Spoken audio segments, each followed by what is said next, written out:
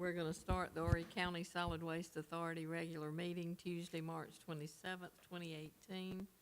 I'll call this meeting to order. Mr. Bo Ives, if you will do the invocation, and Mr. Sam Johnson, if you will do the pledge for us. Please bow your heads. Heavenly Father, thank you for all your gifts.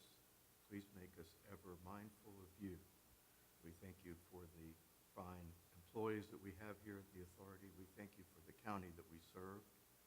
Please grant us wisdom tonight as we conduct our business, that we make decisions that are pleasing in your sight as well as in the sight of the citizens of this county. And these things we pray in your name. Amen. Amen. Please stand.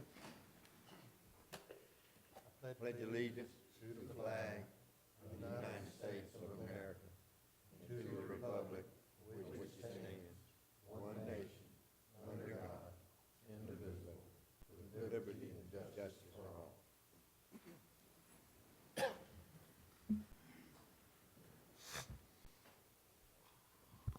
Okay, we need a approval of agenda. So moved. Second. All in favor? Aye. Any opposed? The agenda's approved. We need the approval of minutes for the February 27th, 2018 regular meeting. Make a motion to approve. We have a motion and a second. All in favor, say aye. Aye. Any opposed? Those minutes have been approved. We need approval of the minutes of March the 12th, board workshop. And I believe that's March the 12th, 2018, not 2012. I think we approved the 2012. I wasn't around. So moved, Madam Chair. We have a motion. We Second. have a second. All in favor say aye. Aye. Any opposed? The board workshop minutes have been approved. We need an approval of the March 13th, 2018 budget workshop. So moved. Second. We have a motion and a second. All in favor say aye. Aye. Any opposed? The budget workshop minutes have been approved. Public input, we have no request from the public to speak with us tonight, so we're going to go right into the departmental reports and updates. Recycling and corporate affairs. While she's getting there, it starts on page 39, 35. How about 29? 29? Good evening. Hello. I'm going to do a brief update, beginning with the update on RIMDAC, the Recycling Market Development Advisory Council. I attended the quarterly meeting, bi-monthly meeting that was held in March up in Rock Hill, South Carolina. And as we usually do, we discuss the various markets and the conditions thereof. And as I mentioned to staff today in the staff meeting, the situation we see here in Horry County with regard to markets and the challenges aren't only seen here across the state, they're also seen across the country. And of course, fiber is an issue for everyone. And I'm sure Mr. Besson will go into that a little bit further. Also, my tenure as the representative for the glass industry on the council has come to an end. They did ask if I would stay. Terms are 2 years. I've served 2. They did ask if I'd stay another. And I thought about it, I talked to Danny about it, and my goal is they need, for me, someone in there who deals with the glass industry in some shape, form, or fashion every day, to hopefully be able to maybe make a difference in that area. And they haven't announced the replacement yet, but they do have a gentleman in line to do so. He just has to go through the approvals through the governor's office. And hopefully at their May meeting, he'll be in place. So I told them I wasn't going away totally. I would still attend some meetings just to stay abreast of what's going on in the state. It is a good avenue to keep in front of what's going on. Esther, do they have representatives to the plastics industry? They do. Are is their tenure up? Oh, no. You- Everybody else is, So in well, other words, you don't want another job? no, I'm good. Okay. Just checking. I did tell, I told them if I can be of assistance, just to call. I don't have to serve on the council in a formal capacity to be of assistance if they needed me. But they're good. They're good. The next update I want to just bring to your attention, our tire buyback event, which is coming up in April 21st, Saturday, April 21st. Similar to what we did last year. You can bring up to 10 tires in and be reimbursed $2 per tire in cash. You can bring more than 20, excuse me, you can bring more than 10 tires, but you will only be reimbursed for 10. So if you have any stockpiles at your home, you can bring those. We do ask businesses not to bring tires out to us. If they do come and it's a business and we can verify it's a business, then they have to go to the landfill scales house and bring them that way. But we will be checking IDs. We are advertising this in several newspapers as well as on the radio. And the county's already running it on their public access channel. So hopefully we'll have a few more come in this year as we did last year. But we're looking forward to a productive day. And if any of you want to come out and help, all are welcome. All are welcome. Our Caught Green-handed recipient for the month of February was Mr. Charles Hucks. He's a regular recycler at the Dorman's Crossroad Recycling Center. It's good to come across people like Mr. Hardy, who is an avid recycler. He had plenty to recycle that day when he was at Dorman's and is a regular customer. A couple of other things I want to mention to you first. At your place setting, I left 2 flyers from the Chirping Bird Society. One was listing the movie Baggett is going to be shown at local libraries during the month of April. And you have the listing of the libraries and the times where they're going to be showing that. Chapin Memorial has been added on April 26th at 7 Okay. p.m. Okay, thank you. And then the other flyer is on the Strand Strawless Summer campaign the Chirping Birds are promoting. They're doing this mainly along the Grand Strand. However, they do have at least one restaurant in Conway who's come on board. And their goal is to reduce the amount of plastic in any shape, form, or fashion. And straws is one of those incidental plastics that they're targeting this summer. So Ms. Grace Gifford asked that I pass that information along to you. Lastly, the CRA conference was held just a week ago, and Board Member Hughes attended on behalf of the Solid Waste Authority and bought some stuff back with him. So I'm going to let him. Yeah, I did. I brought you something back. Thank you. I appreciate it. Well, it was a good conference. It was rather long. I did have, I apologize, I had some other materials I was going to bring, but I've been attending funerals all day, and I just ran back and I forgot it. But I will get the agenda. But the good thing about the agenda is it is online, and there was a lot of things going on. We discussed a lot of things. I have some information for Mike, some for Danny, some for Esther. What I'd like to do is, though, put all this information together, then I'll get with Esther, and we'll have a recycling and corporate affairs committee meeting. And then, because it's too much to try to share today, if so, we'll be here all night long because, Pam, I take my pictures and all that good stuff, so I got a lot of good pictures for you. I thought of you in mind, but I'll have them in better shape this time. But the big thing was Horry County won an award. They won for talking trash. And so they had this nice plaque that I got for Esther. And I think you got a poster too, didn't you? So yonder. Yeah, that's the poster. Now, this was supposed to be hanging on top of the poster. Oh, yeah, we'll work that out. Yeah, so that was on top of the poster. They had this, and they had those displayed. There were, I think, 8 awards. They usually say they give 6, but there were 8 this time. There wasn't any first place or second place or anything of that nature. It was just award. A lot of companies in South Carolina, I think the city of Rock Hill got one for something. I don't remember what all they were.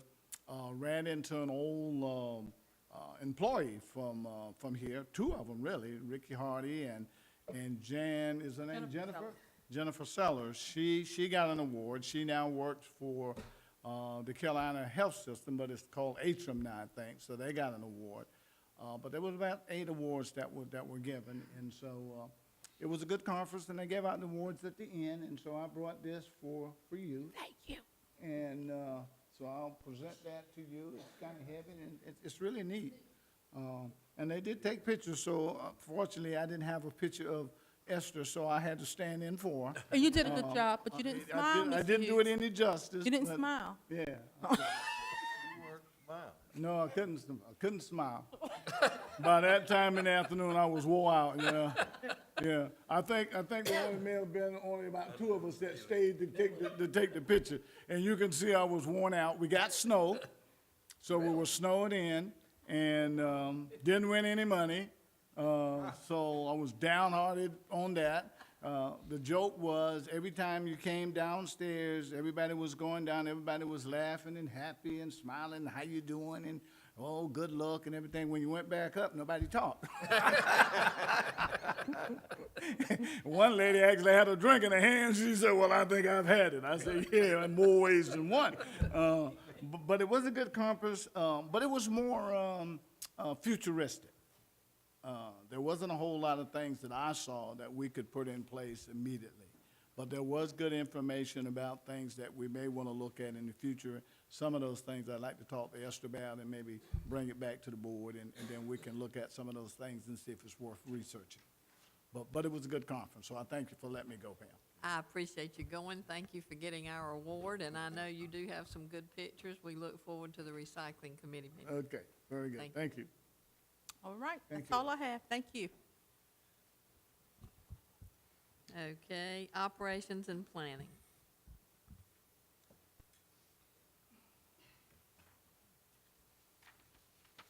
Good evening. Hello. We're going to do something a little bit different tonight since it's my last board meeting, unless I'm called in from injured reserve or something. Just about 5 or 6 years ago, we were having a lot of tours come in. And, excuse me, people would come in and you could see they were like deer in the headlights out there. Wow, y'all do this and this and this. And I got thinking, what could we do? It'd be nice if we had something to show them when they came in, all the different things that the Solid Waste Authority does. And so I went out and I've taken a bunch of pictures, like I said, 5 or 6 years ago, and put a PowerPoint together. My coworkers pick at me a lot, all in fun, about how long I take up here a lot of times when I'm talking and y'all have questions. So tonight they get to be right about it, because I will be up here just a little bit longer. And but anyway, I put this PowerPoint together. I've never got to show it before. Esther took it and she's edited it, and she does it a lot with the Grand Strand Leadership Group and Conway and all that. So she's taken pieces of it, but I never had the opportunity to really do it. I thought for my last board meeting, I wanted to share it with you. I've never got a chance.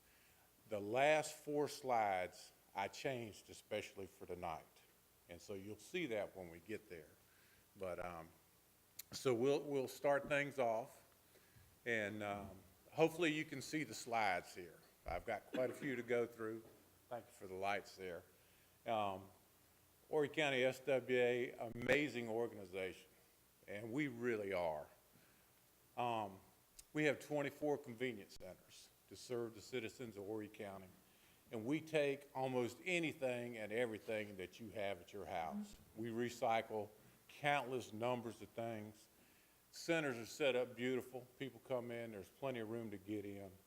I mean, it's just amazing what we take over there, batteries, oil, everything.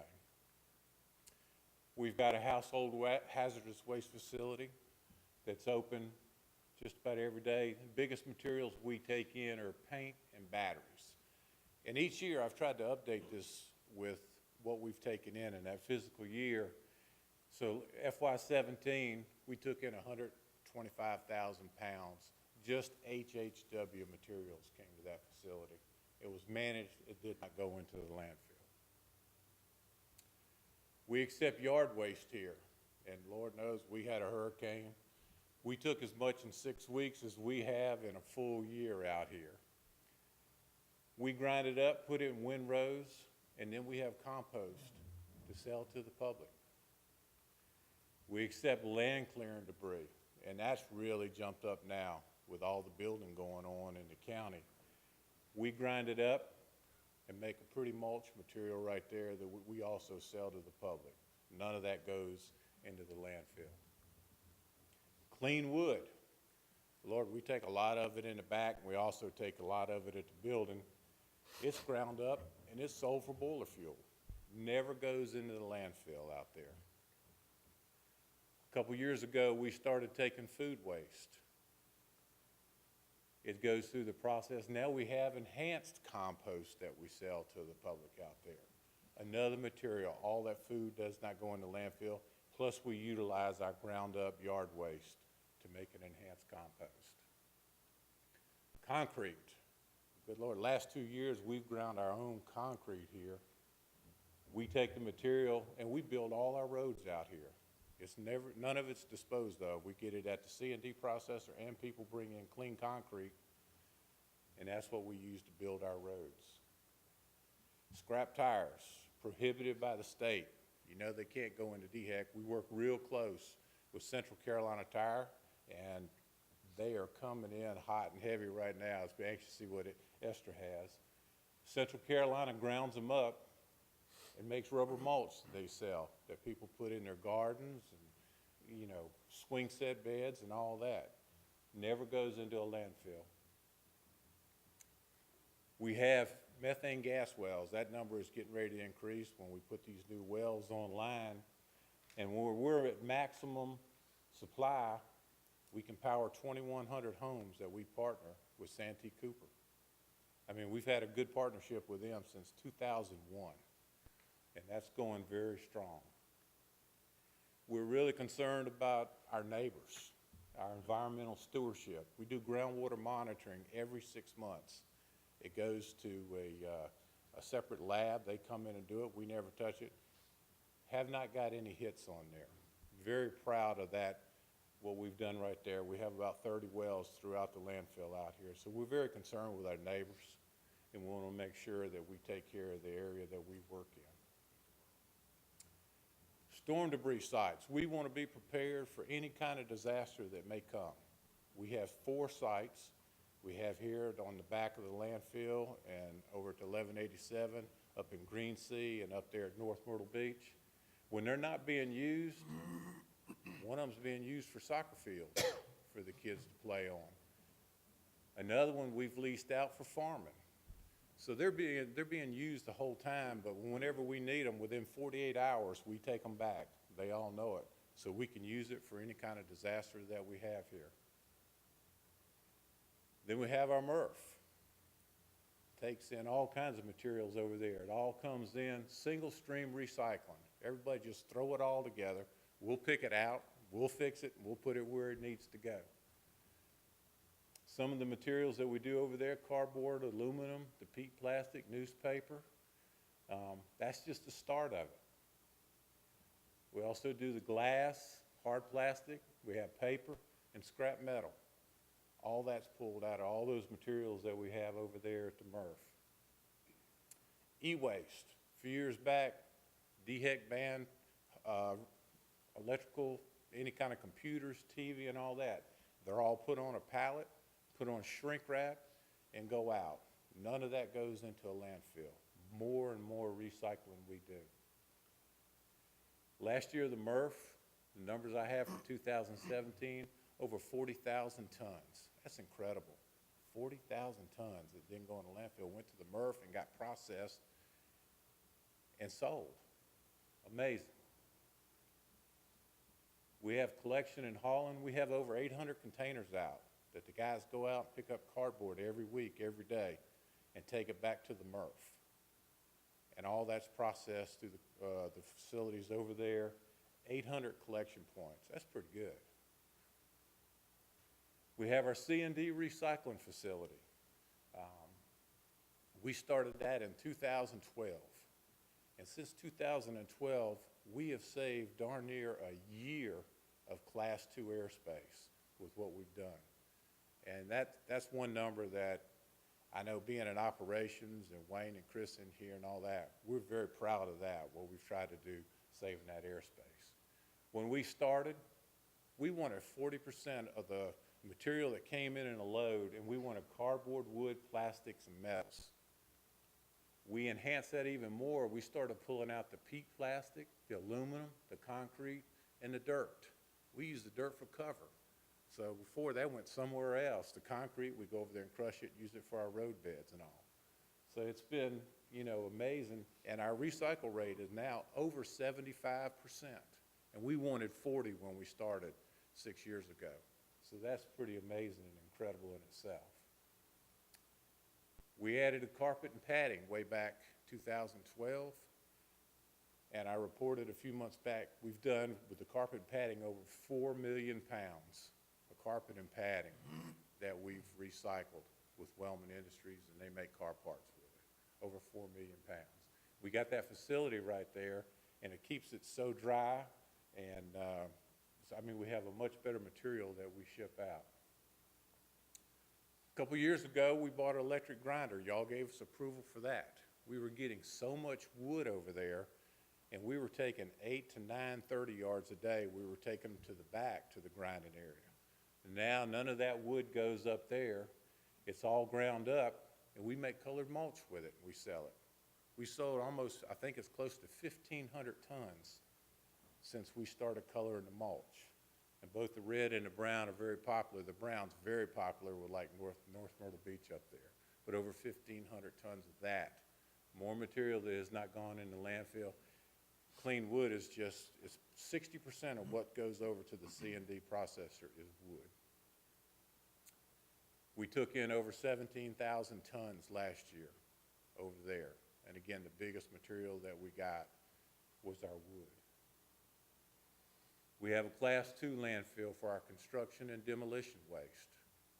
Everybody knows that's the dry stuff, and we try to get everything we can out of there and send it down to the processor, but there's some things that we just can't do. Class 3 landfill, municipal solid waste, all your restaurant, residential waste, anything that's wet and gooey and smelly, it goes in your Class 3 landfill. Last year, combined all the materials that we took in, it was almost 500,000 tons we took in at the Solid Waste Authority here. 500,000 tons, and it was all managed properly and disposed of in the right way. We've got public education. I know Esther and the girls, they try to get out and teach these young kids, fourth graders at a young age, to start recycling. Because a lot of folks, they get older, we never heard any of that when we were growing up. So they try to get the word out to get these kids, you know, get their mind right on recycling now. So all kinds of trips and tours and open house and community events. Esther and them do a fantastic job with what they do there. All kinds of school recycling programs. We see the kids come in here and get the awards, and then we have that luncheon and everything for the teachers when they come in, and that's well received, and I think that goes over well with everyone. So again, you know, hats off to Esther, what she does. Our community projects, I can't remember what year it was, but probably 7 or 8 years ago, we started cleaning up Highway 90. You see the sign out there. And we've got an 8-mile stretch. And then during the growing season, we also get out there and mow that area. On both sides, we do that. Now we're picking it up, Highway 90, the 3rd week of every month. We go out there and we work with the county. They're doing it the 1st week. And hopefully everyone is seeing, you know, quite an improvement in the appearance of Highway 90 out there. We opened the store a few years back. A lot of material that was going into the bulk containers was brought up to C&D. And now that material is taken into, a lot of big stuff too, is taken into the store and somewhat recycled. and we're helping the Council on Aging out there, because none of it goes to the landfill, and any profits made help the Meals on Wheels. And we all need to help the elderly when we can, because we're all getting there, you know. So the store's been a big success over there, and again, more recycling things aren't put in there. We're a landfill, but that doesn't mean we can't have animals out here. I mean, we're not a zoo, but we've got eagles and deers and turkeys and neat-looking spider. I call them cranes, and we got turtles. If we didn't take care of the landfill and do the things we did, I don't think you'd see these animals out here. I mean, we got gators in the pond over there, and but I mean, to me, that speaks volumes of how this group of people in here manages either the landfill and the environment we work in, the fact that you can have all that running around and the eagle population continues to grow. And we had the state come out about a month ago and try and do a count and observe them for a few hours for a nationwide study. So that was pretty neat. When I started, I told you, there's 4 slides that I changed here at the end, and I don't think I've taken too awful long, have I? I've tried to go through it. It's an amazing organization. It really is. And why I think that is because of the people. This group of people right here, our director, human resources, the MRF collection and hauling, unincorporated, recycling, corporate affairs, the public education and finance, and the scale house people. It takes a team effort, but that's what makes this organization go. You know, it's not anyone or any one department, anything like that, or just because what we do. It's the people. It's everybody that works here. I mean, it's a great group of folks, and I couldn't be no more pleased to be able to work. They do miracles, and I mean, just when you think, how are you going to do it? They pull a rabbit out of their hat, and they make things happen. And I remember I had a boss a few years back, and he put a slogan up that said, make it happen, and the next year was make it happen today, or make it happen a better way. We don't have to put signs up here. These people know what to do, and they get it done. But that's why we're an amazing organization, because of our people. Last, the group I work with so close every day, operations, maintenance, environmental management. Richie, he's came in, our maintenance manager, and he's set a higher standard for maintenance. We have less downtime. He's had to work his backside off down at the MRF with everything going on, and he's continued to bring it up. We have so much less downtime at the landfill on our equipment. He's raised the standard. Peggy Crawford, she's my admin assistant. She must have ESP, because when I say, Peggy, I've already started on it. And so she's already going, so I guess she's learned how I think and all that, and hopefully she'll do that with Mike, but she does a tremendous job. John Doyle and Chris, when I got here, they were operators, equipment operators, and they proved themselves, one heck of a job, and now they're both landfill supervisors, and they are top-notch. They could take anybody's place in the state out there. They are so good, and, you know, just think the world of them. Stephanie Todd, there is not another person in this organization with the attention to detail that Stephanie has. She, I mean, and being an environmental manager, that's what you need.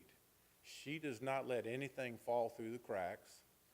And when she gets something on her plate, let's get it done, because we got to get it out off my plate and get on to the next thing.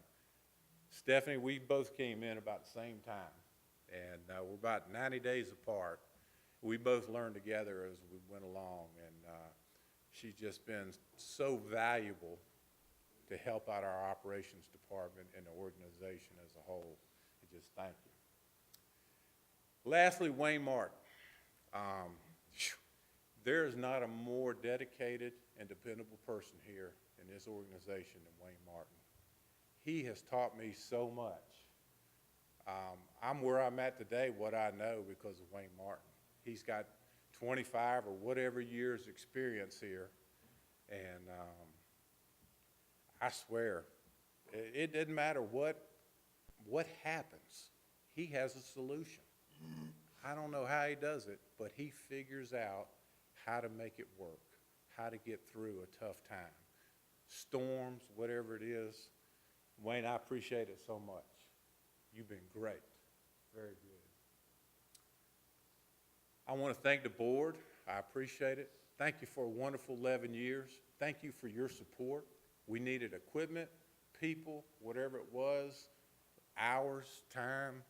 Y'all have always had our back, and I really appreciate it. And thank you for everything. So.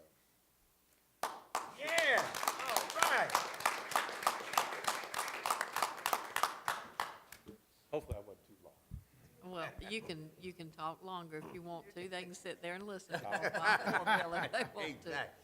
But I do want to say you've been an excellent employee. It has been amazing, all of the people that you've talked about, because I've worked for large industries with a lot of people.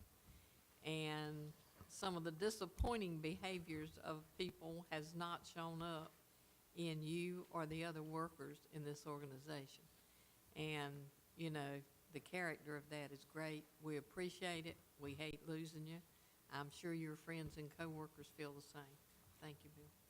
Thank you, very Bill. much. I appreciate it. Great Bill job. Dillon, boy, we thank you. You've done a great job, man. Thank Just you. come back and help us when you get a chance. Just call me. Thumbs up. Okay. Finance Administration.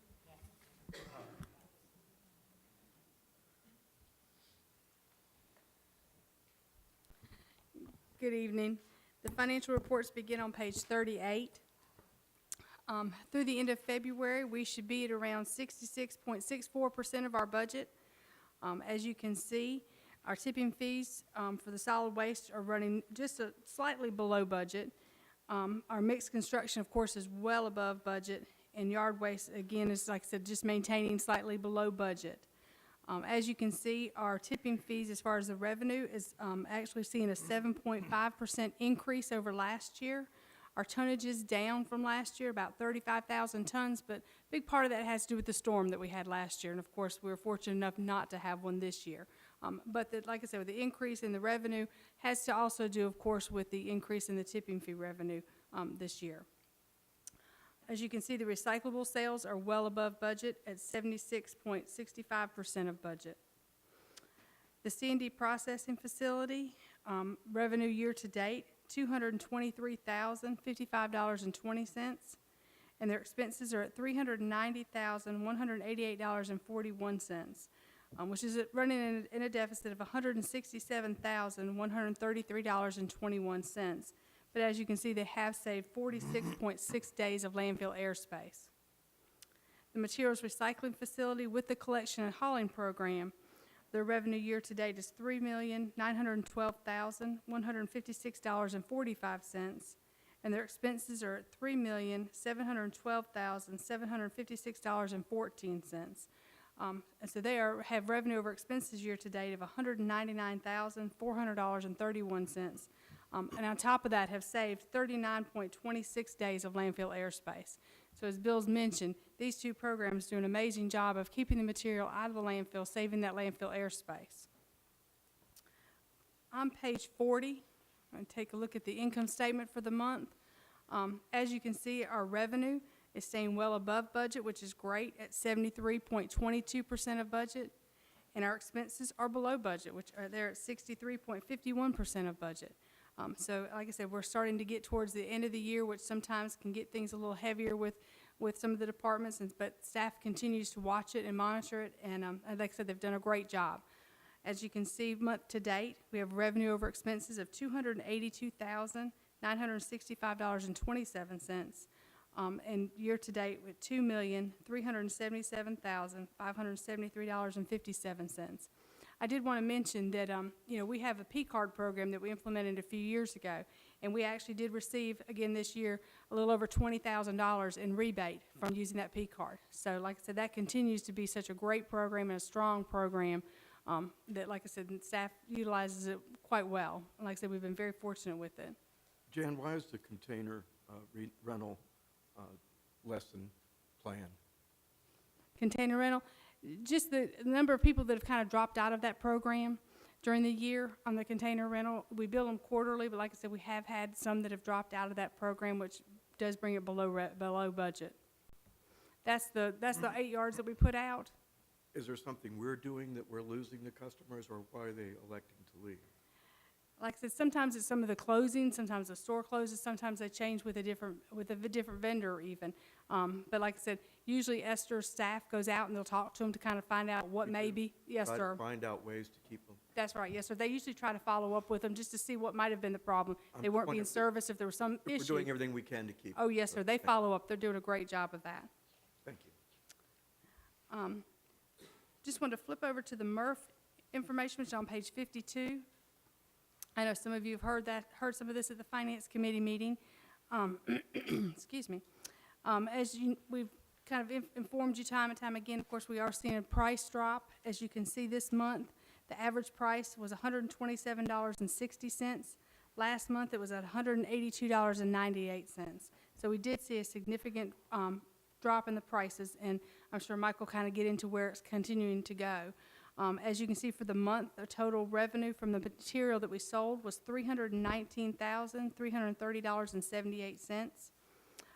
Due to the price drop this month, we actually did have revenue due from Charleston on our cost share, and as you can see, it was $41,229.27. We have billed them for that, and they are aware of it, so we are anticipating receiving a check from them for that. The total MRF revenue for the month was $360,560.05, the expenses being $263,904.87. So we did, for the month, have revenue over expenses of $96,655.18. And I have to give Mike and his staff credit because they are watching those expenses as close. When they know these prices have dropped, they're continuing to watch things, cut costs where at all possible. Year-to-date, the total MRF revenue, as you can see, is $3,383,761.04, with expenses being $2,761,150.67. So year-to-date, we have revenue over expenses of $622,610.37. So just one other thing I just wanted to kind of mention. We've had one customer that we have been kind of working with that had an outstanding balance with us. And today, that gentleman actually came in and paid the account off in full. So we were really glad that we took the time and worked with them. Our staff does a good job to try to follow up with anybody that has anything outstanding. And of course, this gentleman's now looking forward to being able to come back in and utilize the landfill again. So I just wanted to kind of report on that. Like I said, what a good job the staff does to stay on top of our accounts receivable. Are there any questions? Thank you. very much. Thank you. Special projects and governmental affairs. That's the last time you get to call me that. They're gonna give me some other name. Do we get to choose what that is? Operator, yeah. I'm gonna just mess up my iPad. Wanted to first tell y'all about, we did get the fans in, y'all approved, and they are installed. They are somewhat operable. We put them up. We can't actually turn them on without somebody physically being at the facility right now because they're not hooked up to the fire alarm system. But everybody took a lunch break earlier this week, and we turned them on for a few minutes and let them run, and the dust come a-flying. So we're looking forward to getting those hooked up to our fire alarm system, because if there was a fire to happen in the facility when they're running, it needs to be able to cut them off.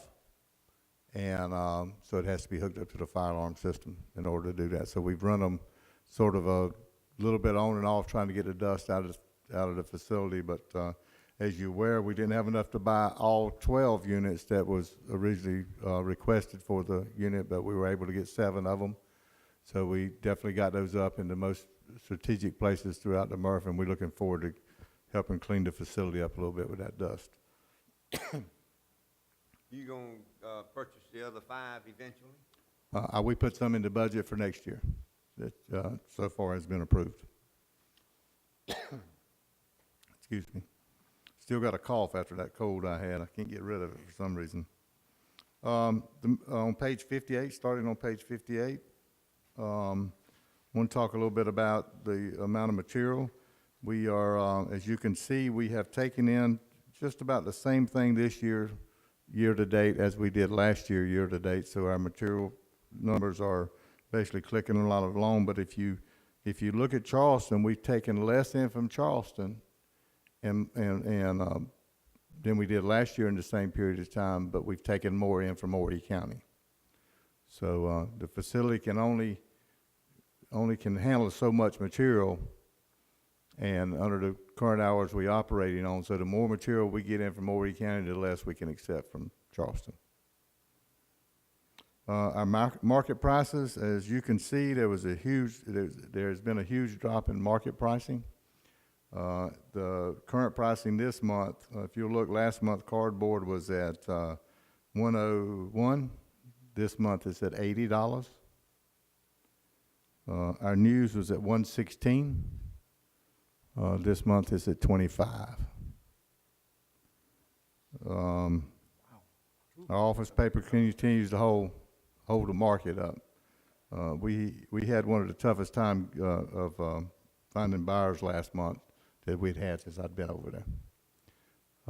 It's just a tough market. Nobody's sending anything to China.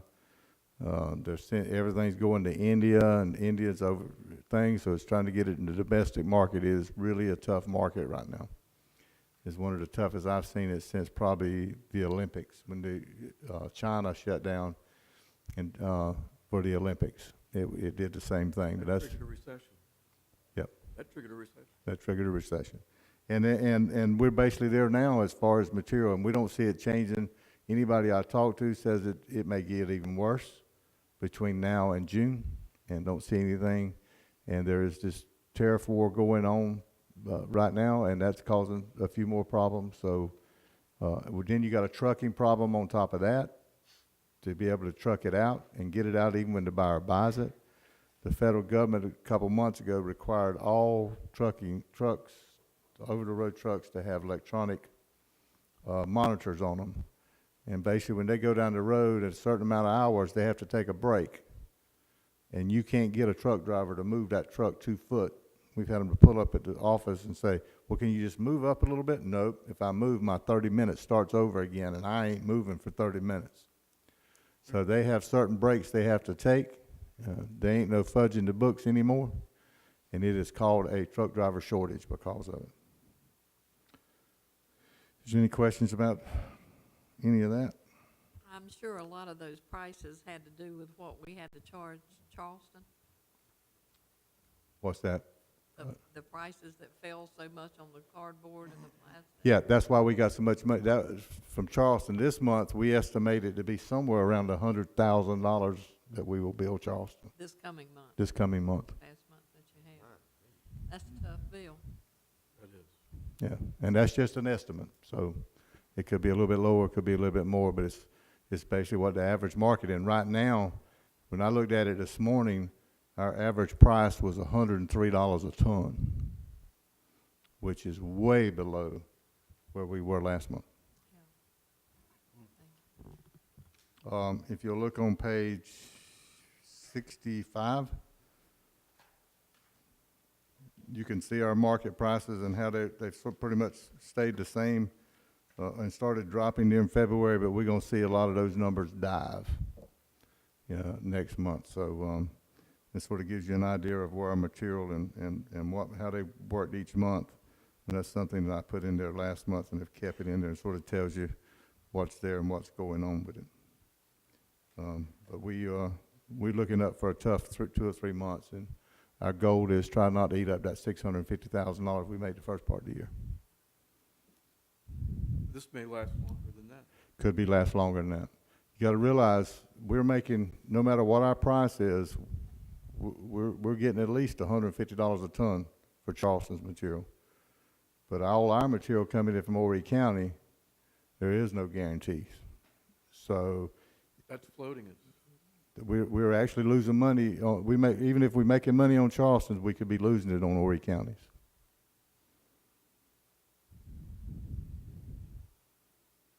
Any other questions? That's it. Any good news for us?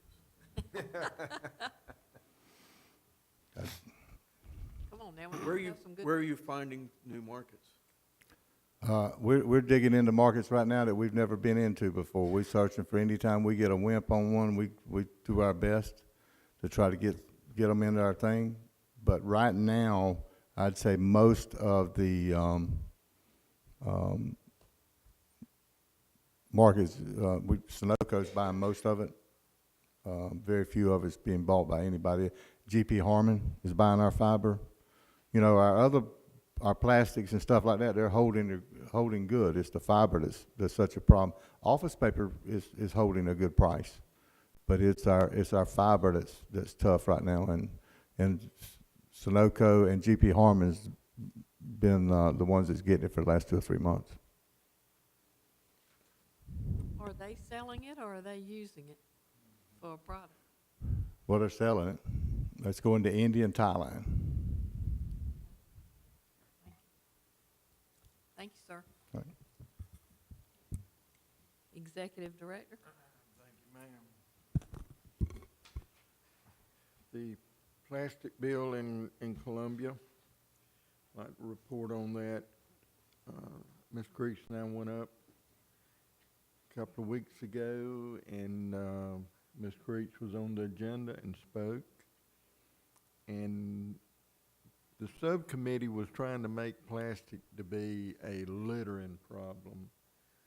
So Ms. Creech, I could feel her tugging over there, so she asked to speak again, and she did. And you may want to speak to that. You can speak to that better than I can. Well, it was very interesting when we went and I spoke at the subcommittee. What I was trying to get them to understand that the municipalities are dealing with this on a local problem, what it's costing them, and what they're bringing to us, and how we're dealing with those products, and how we're interacting with China, and what another loss of 20% next year. And they give you 3 minutes to speak. It's hard to get a point across in 3 minutes, and I probably spoke a little bit more than that. But after I spoke, the mayor of Mount Pleasant did, because they're looking at a plastic bag ban as well, and several other people. And this was the second time they had held this over for public input. Then we had a lady from the Retail Association that spoke for them being able to have this ban, and it's about 25 or 30 products that they want no fees on, no taxes on, no bans. In other words, they can produce anything they want, sell it, have no responsibility for the life of that. So when the senators started discussing what everyone had said, they did tend to want to make this a litter problem. And it is, and it's a bad problem. Some of them had a bit to say about the environmental. I think one man said if we went back to paper bags, it would just be terrible deforestation. Like we don't replant that every year. But one thing they did not discuss was what I had brought up, which is the financial part, and what we do with it and how we're going to deal with the financial part. And that's hard for the cities, it's hard for the county. It's difficult for the public landfills, and as you saw the reports we've just had, it's being made more difficult. We cannot continue to landfill it. So after they did discuss that and never discussed the cost of these products, I did stand back up and say, I think you're missing the point that I'm trying to get across here. I was nice, wasn't I? You were. Okay, thank you. But you did tell them since the state wasn't on the solution. Yeah, I told them that the state could certainly take care of that by doing away with that bill, and then choosing to ban plastics and to work with the cities and counties on what we need to have done.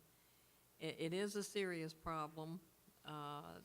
We would have been back Thursday because it is going to the full committee, and we'll be going back when the full committee decided not to take up any House bills, just the Senate committee. Tell meeting. everyone what you told the chairman when he asked you, isn't this a local Local problem? problem. Yeah, he said, well, that's a local problem. He wanted me to sit down and hush. And I said, well, yeah, you can let the local people handle it. That's, it will be Their one bill is whichever. intentional to keep the cities from doing their From own. doing Right. what they have to do. And there are a lot of organizations that are talking with their senators and asking them not to pass this bill. I've talked with a lot of our county council people who have been instrumental in talking with the senators and asking them not to pass this bill. Financially, I think it'll be a devastating one on the municipalities and the counties if in fact this does go through. So we will be working in every one of their committee meetings until this bill is finished. Congratulations and thank you. We Thank sent the right person, didn't we, Mr.? Yes, sir, and, we would ask some other people go with us when we No. go back. We leave at 5 o'clock in the morning. 5 o'clock express. That's the first 5. That's, yeah, no. The next item, is the Southeastern Recycling Convention we went to. And we heard China, China, China. Cleaning up materials. The manufacturers that spoke, talking about new products they got to clean the material up. And a lot of times when you go to these conventions, you learn about new things and new ideas. But you also learn if you're on the right track. And I think that's one thing we learned through listening to the manufacturers talk, whether it was Machine X that's doing Charleston or CP that did ours. All of them are, we think that the approach that we're going to take on the ballistic sorters and some of the other things is where we need to be heading, and that's where we're heading, so We learned our challenges aren't unique either. that's exactly. We're all in the same boat. Yeah. If anything, you learn when you go to these things that, we're doing a lot of things that other people aren't doing, and Bill's presentation says it well on just how well we are looking at all the products, and we will continue to do that, so. But I did hear some of the feedback from our lobbyists that, he was talking to some of the senators and about how much plastic bags cost us, and how much we have to pick up. And their position was, that's their job, they got plenty of money. So it is just, that really gets next to you when you hear those type things. But we will continue to move on and do what we can do. And that's my report. Any questions? I would like to say that one person that we met at the conference was the lady that works with EPA. And she was very interesting and talked about some new regulations and different things they're looking at and some of the enforcement projects that she has been on and who's doing what well and who isn't. And to listen to what other people are doing and how they're doing it, I think saves us a lot of money and time to choose not to go down those paths, as well as to keep an eye on what regulations the federal government may be looking at, so that as we put in new equipment and we choose to go down certain paths, that we have something to keep in mind so that we're not blindsided when that regulation comes up, that we're already trying to work within those regulations. So And some of the things you brought up, some of the things we've discussed here, Yeah. The lack of the ability to get information from other haulers on how much of what they're carrying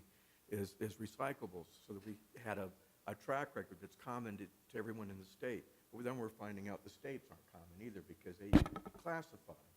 materials differently.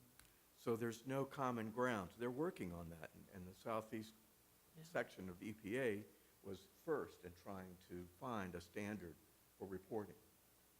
And they sent me a lot of material that I forwarded on to, I don't see her. I sent it on to Esther to see if it would be useful to her, but they had some terrific resources they forwarded on that they're working on. And I think it is productive to study what they've got. It's also interesting, the gentleman that had the fire, that equipment, if you would speak to that, I think you've talked with them.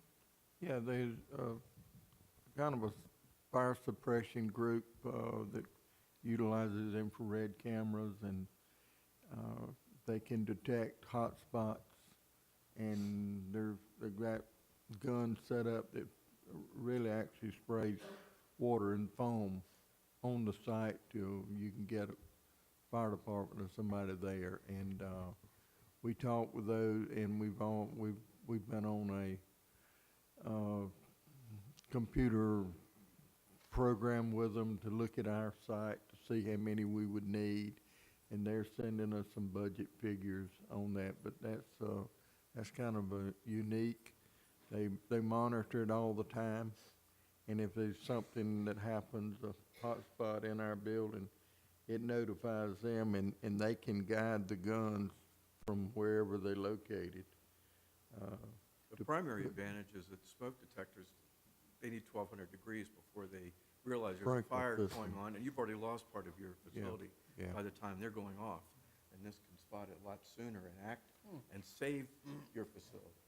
Yeah, so we're talking with them, get some budget figures. We've already talked to our state insurance plan, and once we get some of that information, we'll send it to them to see if there's any savings on that side. But it's a unique concept. They basically got it's kind of like a roll-off container enclosed. It's got the foam in it, pumps in it, and it just the cameras and the guns are mounted in the building and can move and direct the material where it needs to go for the hot spot. So, it was neat because you could see a truck sitting on the tipping floor, and you could see the hubs were hot, and the exhaust stack was hot. So the infrared cameras really work. But new concept. Madam Chairman, we also met a group of folks there that trying to help us with the food waste, dealing with our restaurants down here. And it was real interesting, and there's a chance that maybe we can do a pilot program. We're pursuing that. Bo's been in touch with them, Danny's been in touch with them, but if we can do something with the food waste we got coming out of the restaurants, it's gonna help us tremendously. I think they were thinking about helping us with the pilot project with the cans and the different things and educational equipment. So it was very interesting how they did that, and I think our restaurants could certainly use that material. It wouldn't be too bulky or too heavy or take up too much of their space. So It addresses their biggest concern, which is they say they don't have the real estate right. for another 40-yard container. Well, this is an alternate system. Yeah, so I look forward to the information. They had a lot of information they're giving us as well. And I certainly look forward to doing a pilot project with them. I hope that works out. Any other comments? Any questions from anybody that went to the convention about things we might have seen that we haven't let I was you know? impressed with the carpet manufacturer that's actually recycling his own material. Right, We're having a tough time finding sources for the carpet that we get, and I was really Yeah. happy to see that they were be able to use it in their own process. yeah. And reusing it, saving raw material was just a fantastic thing. Yeah. That If was more very industry would responsible of do them. that. Yeah, We wouldn't be in the pickle that we're in. right. If more industry would take back the products when it's finished, we wouldn't have That's to worry right. about that. That's a responsibility thing, That ethic man was that really was great. wonderful. Yeah, he was. And he had recycled a lot of carpet in there, that's true. Okay, committee reports, we have had no committee meetings. Old business, does anyone have any old business they would like to discuss? New business and roundtable discussion? I have a question. We had our Keep Horry County Beautiful meeting this morning. We had discussion about the convenience centers that we manage. A lot of us have been observing anecdotally that a lot of material is coming into our centers that is obviously commercial, and we're not directing them out. And it also occurs to us that we are not seeing the tarps that we gave out used. We're going to do a systematic look and see, but on a spot check basis, to see what kind of efficacy has come about from that, because there's no reason to give out those kind of resources that are not being used. I wanted to ask if the ordinance, the council gave us the authority to issue tickets. Would we be able to issue tickets at our recycling centers? No, just we'll put that charge at the scale house. That's what I assumed, and that's Yeah. the authority we've given to the scale house. I think Keep Horry County Beautiful is going to ask council to grant that authority. And it seems to me the problem we might have is it's an awful chore to put on our workers to be policemen and to assist the people coming in. And I know it's awkward for them to try to redirect people who might be commercial. And if we had someone who could be a police-like presence, cite the people for not covering their loads and turning people around and coming to Highway 90 if they're a commercial entity. We do have people like that. They call county policemen. We've been through the fight on how do you certify and commission a person. Nobody wants to commission someone that they don't have authority over. We went through that when I was downtown, trying to commission an employee out here, and nobody just did not want to do that. That's the problem you have with that concept. We saw out front when the county police were here writing tickets, they had tarps on everything, tires, everything, and that pays off. Now, our people do confront people, commercial haulers, all the time, and Jamie Suggs and Esther, and they hear it all the time with people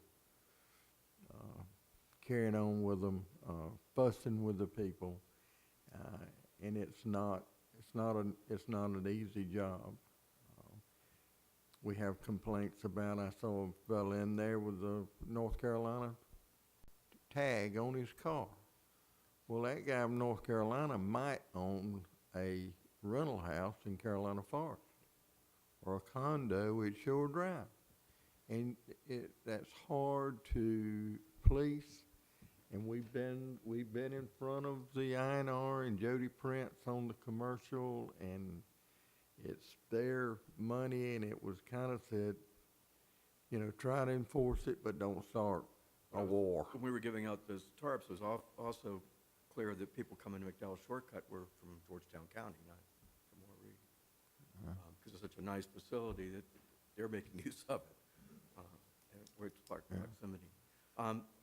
I'll talk to Chief Hill before I talk to council then, and see that's the right avenue. Thank you. What, Mr. Ives, when we say commercial use, what are we talking about? Well, the centers are funded through property taxes. Right. So we only process residential waste. Okay. But commercial vehicles come in there because they want to save the tipping fee. Right. Okay. And most of the time, they won't let people in if they have some type of marking on their truck that they are a commercial outlet. But sometimes they're coming in with boxes. It's just it's just obvious that that isn't a residential customer. Well, they got rental houses, and we had one guy that we knew that he had rental property, and he was kind of a political sign putter upper type person for the political folks, and we knew he was cleaning out a mobile home or something like that, and it was always an argument, and I always ended up with him, but they do try to keep the commercial people out, and sometimes, and it's a lot of the landscapers, and it's hard to take a person's word's got 15 weed eaters on the side of a truck that he just brings stuff from his yard. But we hear that. On the Thank sign, you.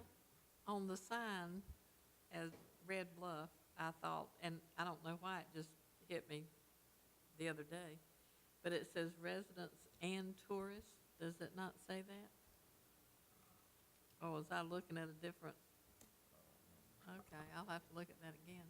But it is difficult. I have been at Red Bluff when the lady would walk over and tell someone throwing something in there very nicely, you know, we need to put this over here. And if I were her, I would have been afraid they were going to beat me up with the cursing and carrying on that people unfortunately do over those things, and I'm not really sure how the county or the employee would feel if they were given the duty to write tickets to people like that. I don't know how that would work. I don't know that it would work real well, frankly. I don't know what would, and I understand your frustration, and it is the frustration of the people at the recycling centers as well. But you see how so much debris on the way to I each of do. our convenience centers? Yeah. And it's because the residents are just piling stuff in a trailer or in the back of their pickup Yeah, and taking off down the road. yep. And we encourage them to call the county police or call us, and we'll call one if somebody gets, I call it belligerent. They need to be involved when they're belligerent. Yeah. But Right. we need to start there. Discussion needs to start there. Yeah. So thank you very much for directing me there. Any other roundtable discussion? Okay. I believe we have an executive session tonight, so I need a motion. So moved, Madam Chair. Moved Second. and second. All in favor say aye. Aye. Okay, we will go into executive session For contractual for matter. contractual matters.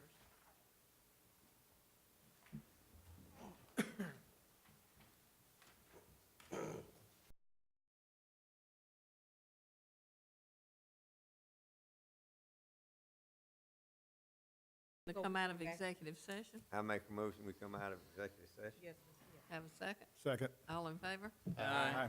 Okay, We need to read State. the statement about yeah. Statement for the record, let the record reflect that the executive session was held for the purpose of discussing a contractual matter. There were no votes or action taken in the executive session.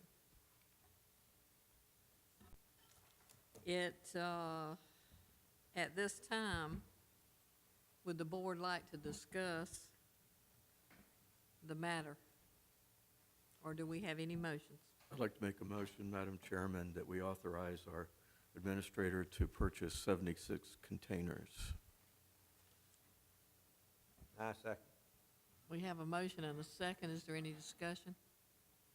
All in favor, say aye. Aye. Any nays? Okay, motion carries.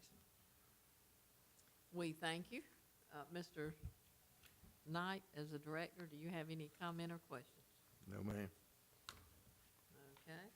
We have nothing else on the agenda. We will accept a motion to adjourn. Motion to adjourn, Madam Chairman. Everyone in favor, say aye. Aye. We are adjourned. Thank you, everyone. Thank you, staff. Thank you.